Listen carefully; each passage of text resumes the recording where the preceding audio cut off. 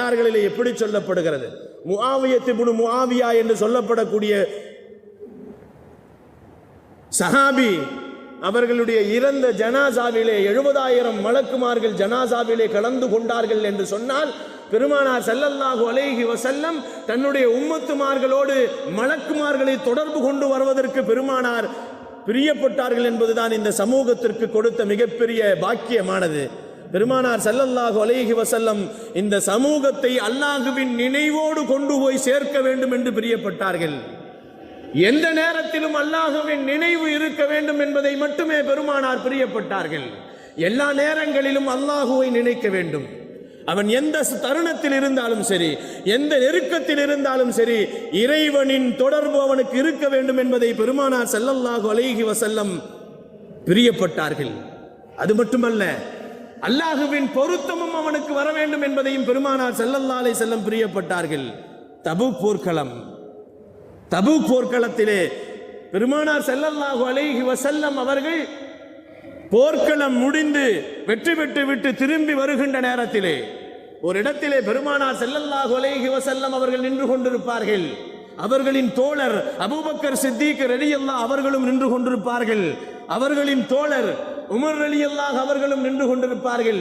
இந்த 3 நபர்களும் பெருமானார் ஸல்லல்லாஹு அலைஹி வஸல்லம் அவர்களும் இந்த 2 தோழர்களும் பெருமானாரோடு தபூக் போர்க்களத்தில் இருந்து முடிந்துவிட்டு வந்து ஒரு இடத்திலே நின்று கொண்டிருக்கின்ற நேரத்தில் அங்கே ஒரு கபரு குழி தோண்டப்படும். பெருமானார் நின்று கொண்டிருக்கின்ற இடத்திலே ஒரு குழி தோண்டப்படும். ஒரு ஜனாசாவையும் கொண்டு வந்து வைக்கப்படும். உமர் ரலியல்லாஹு பெருமானார் இடத்திலே கேட்பார்கள், இந்த ஜனாசா யார், அந்த மனிதர் என்று கேட்பார்கள். நபிகள் நாயகம் ஸல்லல்லாஹு அலைஹி வஸல்லம் அவர்கள் தபூக் போர்க்களத்திலே ஷஹீதாக்கப்பட்ட நபிகள் நாயகம் ஸல்லல்லாஹு அலைஹி வஸல்லம் சொல்லுவார்கள், அந்த மையத்தாகிறவர் யார் என்று சொன்னால் அப்துல்லா பி துஜாஜான் என்பதாக பெருமானார் ஸல்லல்லாஹு அலைஹி வஸல்லம் அவர்கள் சொல்லுவார்கள்.